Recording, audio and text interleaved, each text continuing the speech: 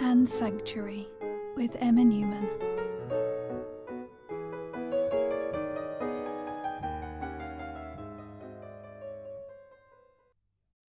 Hello, my lovelies. I hope you're well. Welcome to episode 4, season 2 of Tea and Sanctuary. Now, if this is your first time listening to this podcast or watching it on YouTube, and you're wondering what on earth this is about, I promise that this is one of the lowest stakes, coziest, safest podcasts out there. Obviously, I haven't listened to every one of the millions of them that exist in the world today, but I want you to rest assured that there is going to be nothing that is stressful or upsetting. This is Tea and Sanctuary, not Tea and Current Affairs, which is a podcast I think I could never make because I would just get so angry and so upset. There are so many awful, awful things happening in the world, but none of them are happening here. You're safe now. So, what would I like to talk about today? I've made some notes about some things because the thing I always worry about when I start to record is that I'm just going to go completely blank. But the whole thing about this podcast is that it's completely unstructured and unscripted.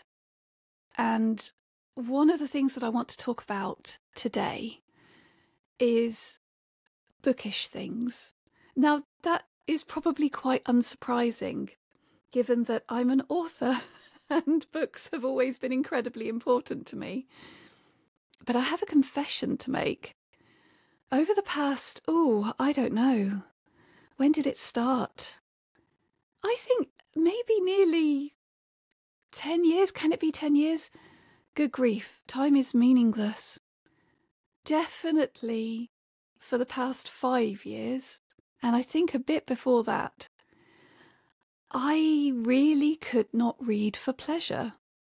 And that just sounds like the most absurd statement to me because all of my life, up until this recent kind of slump, I read so much. As a teenager, one of my favourite things was to read an entire book in a day. And I remember having long baths and just reading and reading and reading, and it was such a big part of my life. And then I think in more recent years, it was a combination of narrating, where it kind of turned into a job, but it wasn't so much that. It was, I think, the fact that when a book comes in, there's often not a long period of time that you have to prepare the book. And so I might get the manuscript a couple of weeks, at the very most 3 weeks before recording. It varies depending on the project. And also, sometimes my schedule with other work doesn't give me the chance to prepare until very soon before the actual recording. And so that means that I have to read very intensely, very quickly. And I've always been a very fast reader, so that's not so much of a problem, but I think it's turned into part of my job.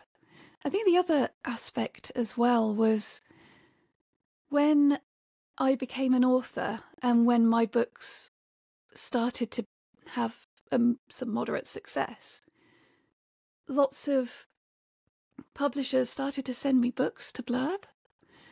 And it was amazing having these books arriving that hadn't come out yet, and I was really excited to read.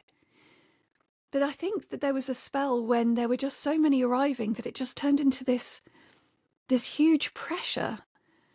And that it wasn't just the pressure to get them read in a time window.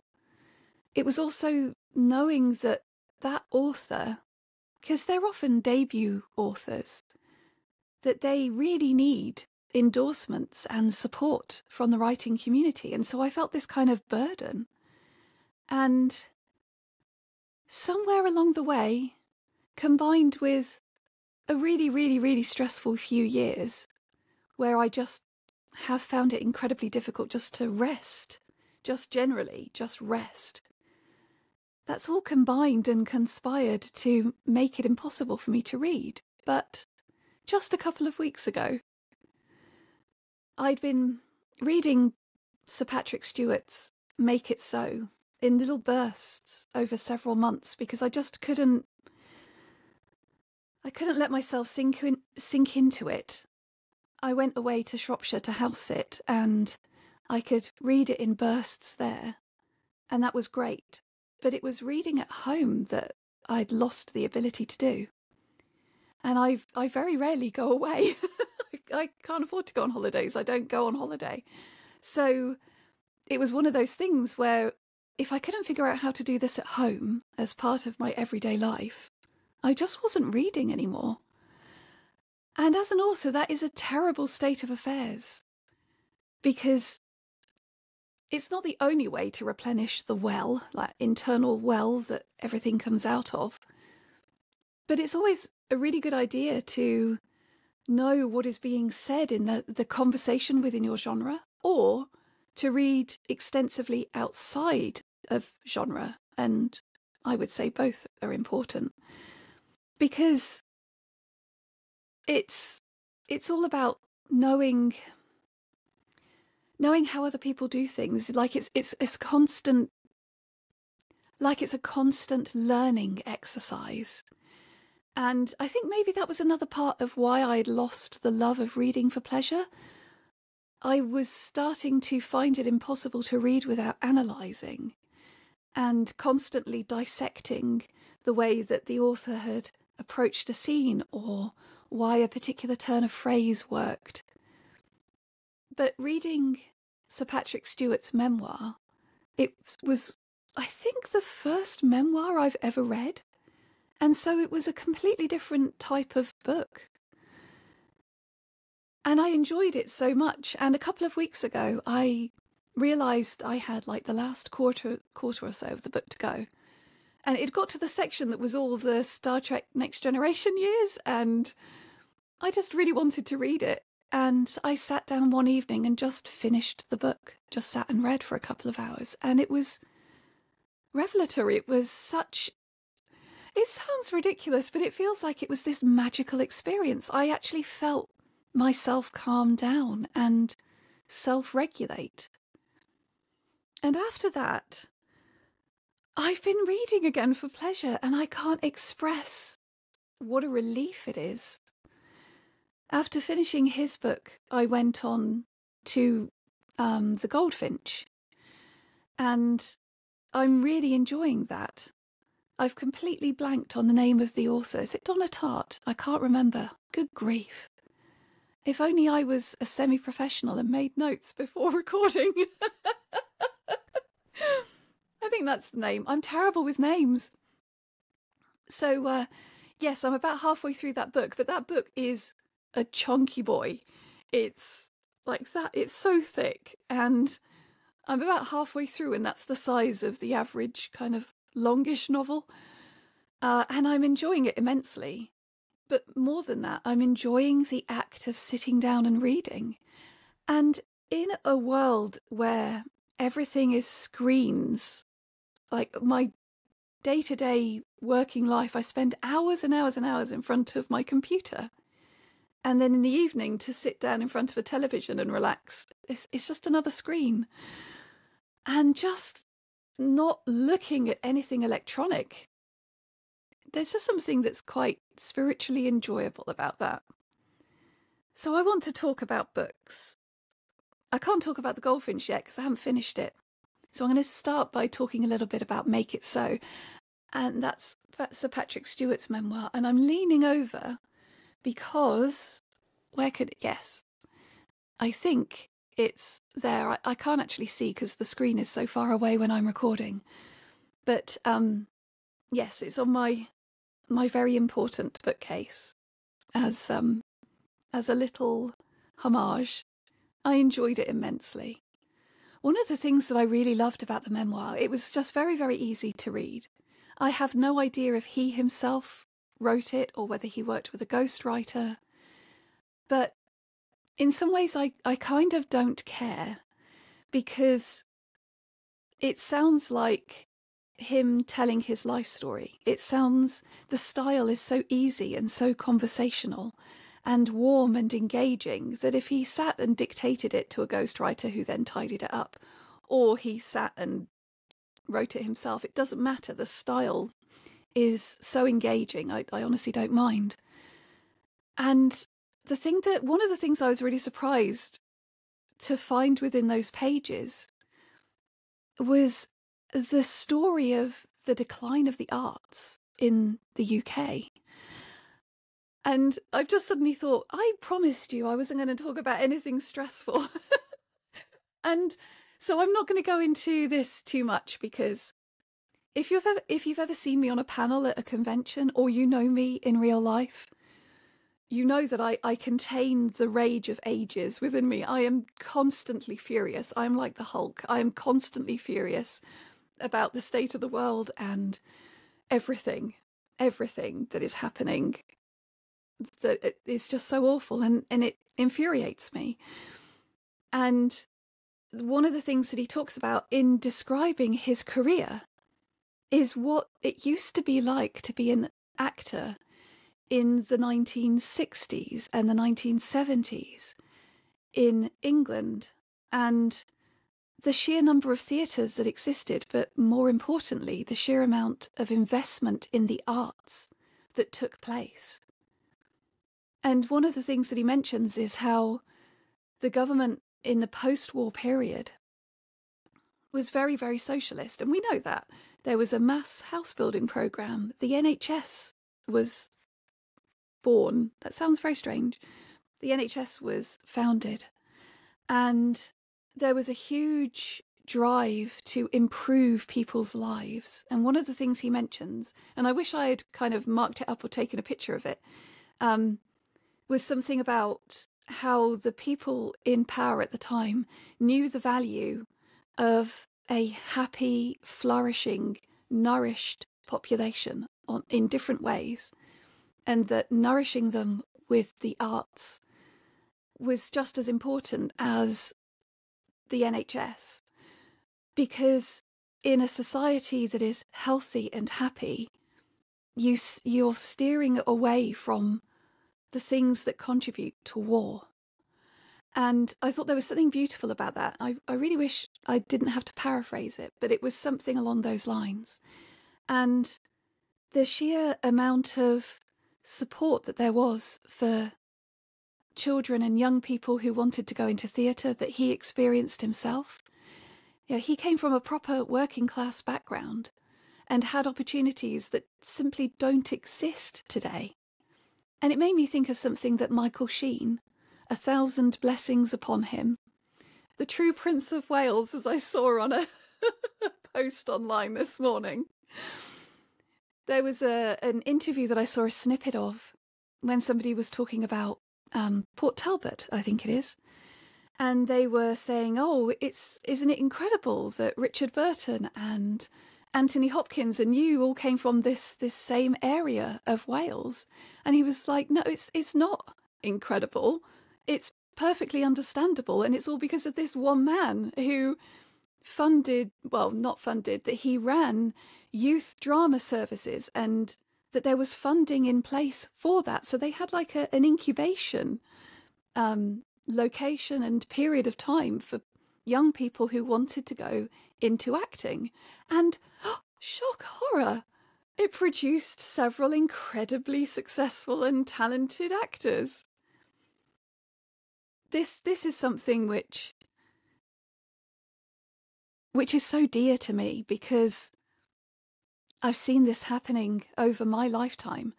Just in the last 25 years, how much has changed, and how much more difficult it is for young people now. I have a teenage son, and he simply will not have the opportunities that 16-year-olds 30 years ago had, because of the change in funding, because of the government. So what I'm wanting to say is that there's more in Sir Patrick Stewart's memoir than I thought there would be. Of course, there is a huge amount of theatre memories, memories from childhood, etc., etc. It's incredibly candid. And he doesn't shy away from talking about awful things that he's done and terrible mistakes he made and moments when he was really ashamed of himself. And I loved the courage of that. But something that will stay with me from that book in particular is what it says about the state of my country. And I think that is incredibly valuable. And the reason I'm talking about this is because it would be very easy, if you're not a huge fan of Star Trek The Next Generation, like I am, or Shakespeare, because obviously there's a huge swathe of people who only know him for his Shakespearean work, or for the X-Men franchise, or for I, Claudius. There's more to it than that. You will find other things in there that are incredibly interesting and enjoyable. So if it's something that you would like, I'm not a huge fan of the stuff he's been in, I don't really know him as an actor, I would recommend it because it's just so interesting. It feels like a window into different periods of time that I found really fascinating. Before I go any further, here's a big thank you to my gorgeous patrons for keeping the teapot full and for helping me to keep my podcast ad-free. If you'd like to join them to get ad-free versions of these podcast videos, go to patreon.com/Emma Newman. If you'd just like to buy me a nice cup of tea, go to ko-fi.com/Emma Newman. Thank you. Staying on bookish things, I have a book that I reread. Well, there are two books that I reread every year. One is a short story collection called The Golden Apples of the Sun, which is a Ray Bradbury short story collection, and he is my favourite short story writer. I cried for an hour when he died. I was visiting my father at the time, obviously years ago, and saw the news online, and I just had to go into my room and cry for an hour to Dad's guest room. And I felt really embarrassed when I came back out, and I said, look, I'm really sorry, but like, I've read his stuff all my life and I adore his work, and I never wrote to him to say thank you, and now I'll never have the opportunity, and I'm just so upset. And my dad and I said, I'm really embarrassed, and he said, don't be embarrassed. What a beautiful thing that he had a life where someone who never met him cried when he died. How beautiful is that? My dad is such a good soul. And that short story collection contains the story A Sound of Thunder, which I think is a perfect short story. Technically perfect, emotionally perfect. Everything about it is just exquisitely done. And it's the story of a guy who pays to go on this safari, but the safari involves time travel, and you go back in time to shoot dinosaurs. And the whole shtick is that this company has gone back in time already, laid this path out so that if you stick to the path, you don't touch anything, you don't interact with anything. Because obviously, if you go back millions of years, thousands of years, however many years, whatever safari you pick, if you do something there, it could have a catastrophic knock-on effect in your present day when you get back. And so they go back, this company, in preparation for these safaris, and they watch each dinosaur and they work out when and where each dinosaur dies, and they mark it. Obviously, the complete nerd that I am would argue that there is no way that you could ever do anything like this without changing something critical. But the whole conceit of the story is that they are very careful. They're as careful as they can be to make sure that what you do in the past has the same basic result. And then they take these safari hunters, these very wealthy people, back in time to have the thrill of shooting dinosaurs. Obviously, the bigger the better. And of course, something goes wrong. Now, this short story is I have no idea how long it is because it's in normal paperback form, just a few thousand words. And the way that it expresses all of this, the elegant exposition, the way that he demonstrates the impact of what has happened is just so well done. I cannot recommend that story highly enough. And this paperback copy of this collection, I have no idea when it was printed. Sometime in the 70s, I think, maybe the 80s. It's a very vintage book. It's very yellow and is very, very dog-eared from the years of love that it had before I found it in a second-hand bookshop, and my own annual rereads. And there are some other stories in there that are utterly devastating. There's one that still haunts me, about a guy who is a garbage collector. I use that phrase because it's set in America. We would say dustbin man would be the way that I would have said it as a kid. And that's incredibly sexist. Anyway, this garbage collector in New York, I think it is. And he has, if memory serves, I haven't done my annual reread yet, but if memory serves, he finds out about what the emergency process is in terms of nuclear war. And it kind of destroys him because obviously it has an impact on his job. And that is utterly devastating as a story. And they're just so varied. There's so much. There are so many different styles, subgenres. It's a gorgeous collection. The other book, which I have just done my annual reread of, that I get out every year, take down from my bookshelf, which is in my bedroom. In my bedroom, I have a unit that is big enough to have all of my absolutely most precious books. And this is one of them. They're all precious hardbacks. And for the benefit of the people who are watching on YouTube, for the benefit of people watching on YouTube, I'm holding it up. Oh, it's going to be all backwards. I don't know how to make that unbackwards. But this is a hardback, again, short story collection called Tales from Outer Suburbia by Shaun. And this is the most gorgeous, not only short story collection, but just work of art, because they're all illustrated. I'm just going to briefly hold up. Oh, it's very hard to show you because of the light, but also this is something you need to discover for yourself. This hardback is gorgeous, and the front is all textured. If you can hear that sound, it's me rubbing my fingertips over the title because it's kind of embossed into the front of the book.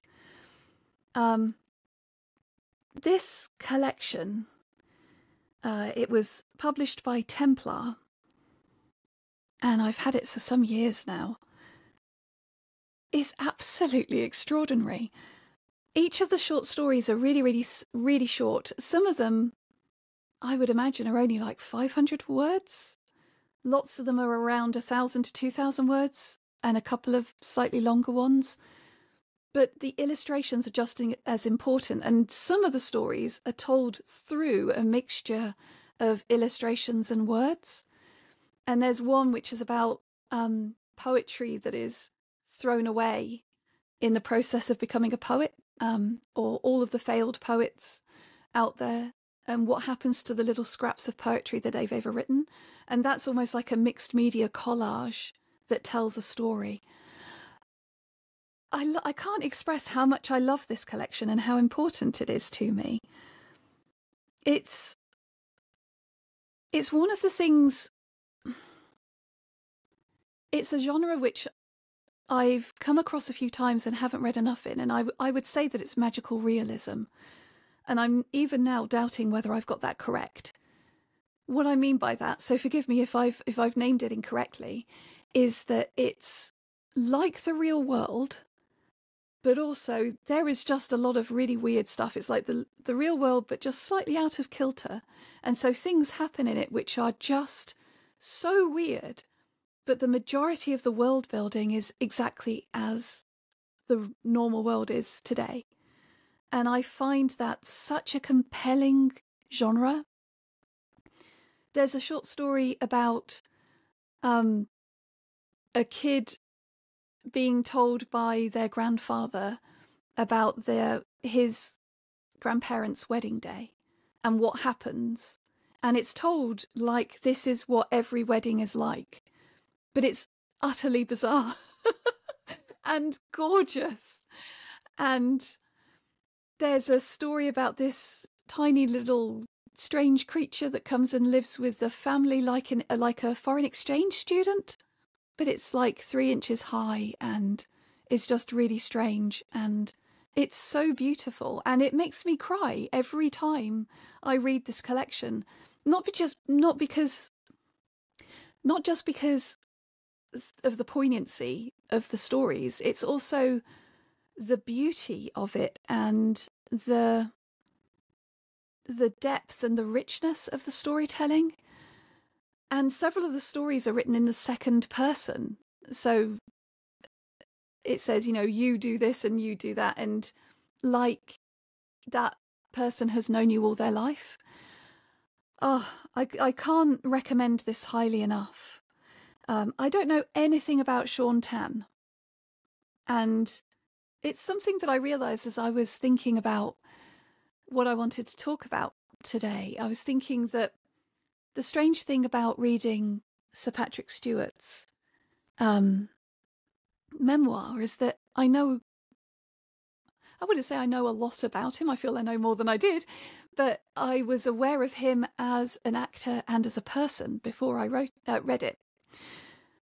And when I really, really, really love a book, I don't tend to go and find out everything I can about the author, because for me, they're quite separate. The experience I've had from a book is its own thing. I don't feel I need to go and find out about the author, so I can't tell you anything about Shaun Tan. The only thing I do know, because I've noticed it on the book, is that there is a kind of a thank you acknowledgement that the book was made possible by arts funding in Australia. That I didn't plan for that to tie neatly into what I was saying earlier. But yes, that there's an acknowledgement that there was some kind of arts funding that went into it. And it's produced something utterly exquisite. And if I could make something, if I could write something that did that for somebody else, that somebody loves what I've created so much that they read it every year, my goodness, that would just feel amazing. And when I think about it lots, particularly when I do my reread of the collection, I still get upset that Ray Bradbury died. Never met him. No idea what he was like as a person. Absolutely no idea whatsoever. As an aside, he wrote a book about writing. Oh, good grief. Is it Zen in the Art of Writing? Actually, just give me a moment. I'm just going to turn around and have a look.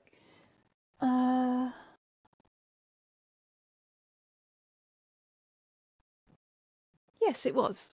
Sorry, I had to look on my bookshelf behind me. He wrote a book called Zen in the Art of Writing, which I also really loved. And it's a book that I recommend to anybody who is thinking about being a writer or struggling with early experiences of writing. I really, really enjoyed it and got a lot out of it. Shaun Tan's book, I never would have discovered were it not for an incredible experience. In fact, I've had it twice at my favourite bookshop in the entire world, which is Mr. B's Emporium of Reading Delights in Bath. And I can't remember if I've talked about this in another episode or not, but it doesn't matter because it it deserves to be talked about multiple times.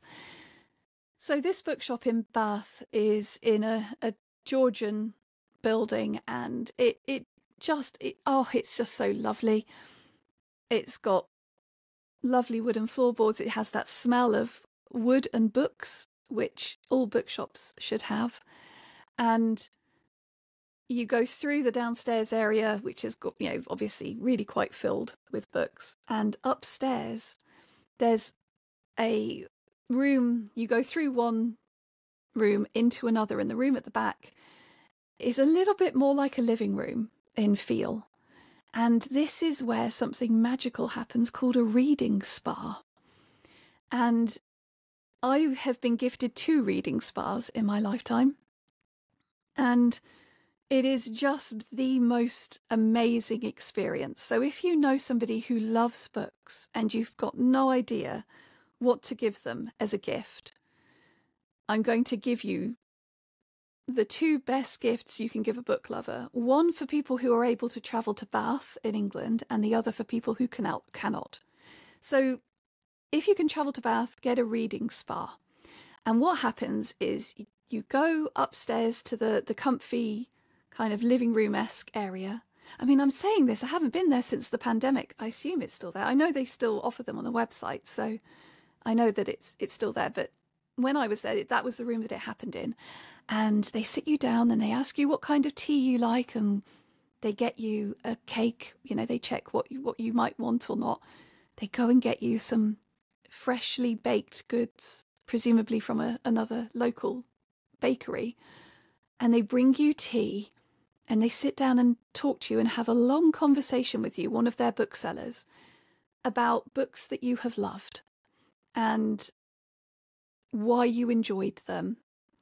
And the booksellers at Mr. B's are incredible.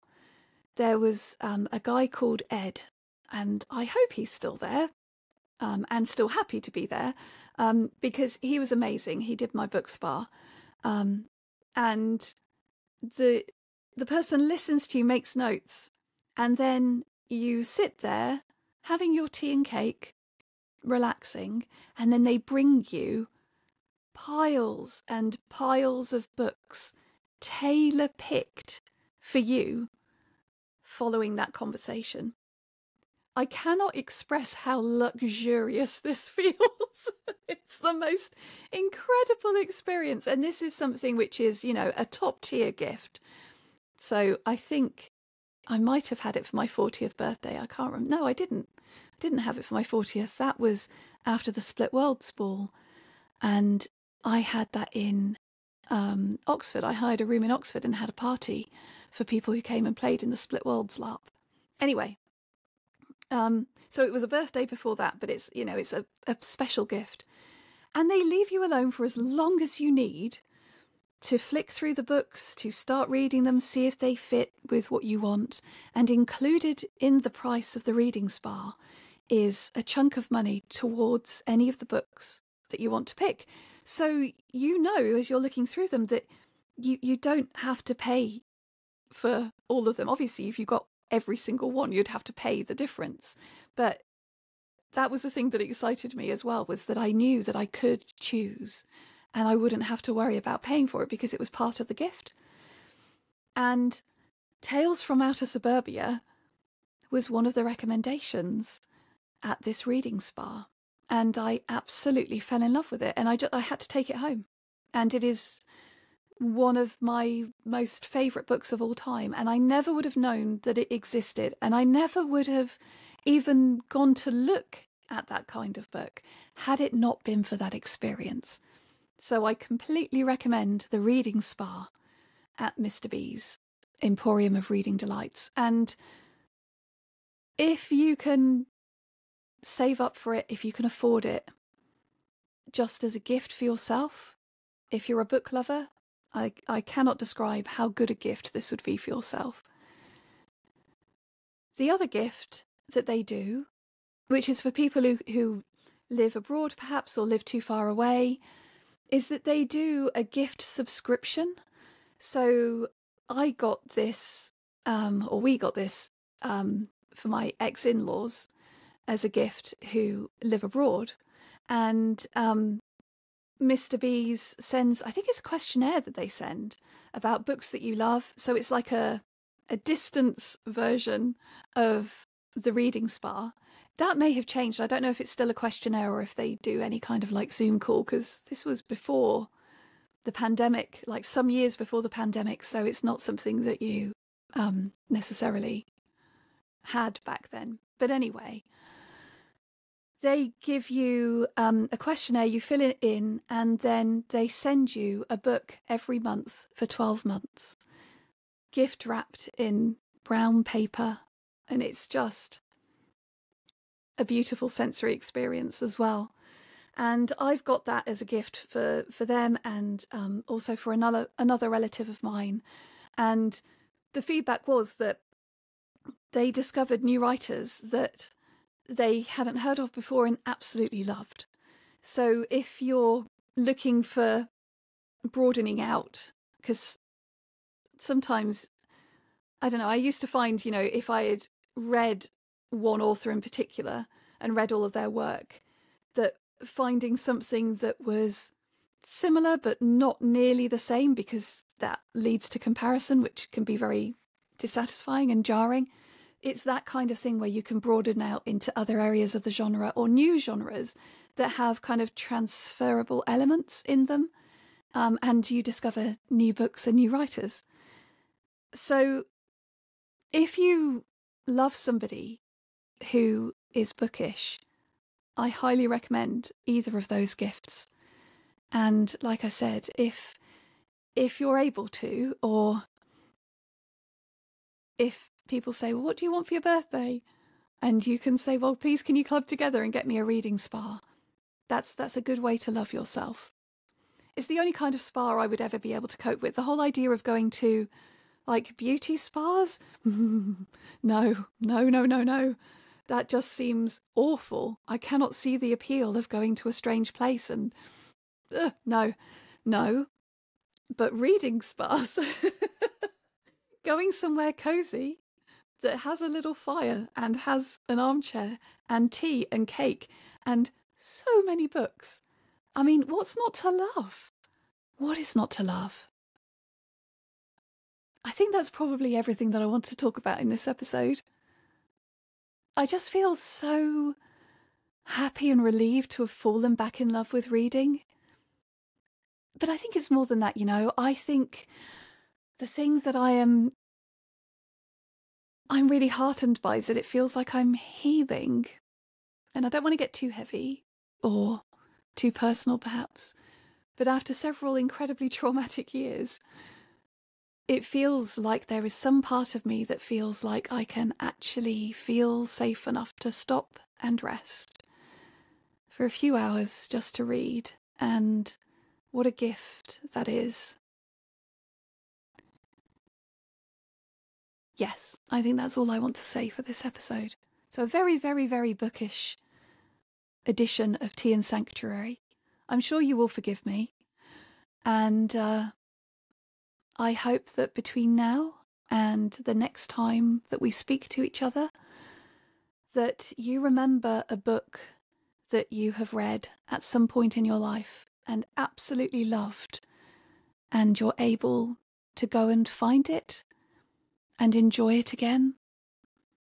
And if that's not possible, to just take a few moments, perhaps over a nice cup of tea, to think about that book and how it felt to read it, what that world felt like to climb into. And I hope it makes you feel warm and happy. Take care, my lovelies. Bye. You've just listened to an episode of Tea and Sanctuary. If you enjoyed the show and would like to be an absolute bless poppet, you can help to keep the teapot full and the podcast ad-free by becoming a patron at patreon.com/Emma Newman. If you'd just like to buy me a nice cup of tea, go to ko-fi.com/Emma Newman. This episode was brought to you by 3 cups of tea, a bowl of homemade vegetable soup, and the memory of laughter from younger days. Go forth, my apple crumbles, and be lovely to each other.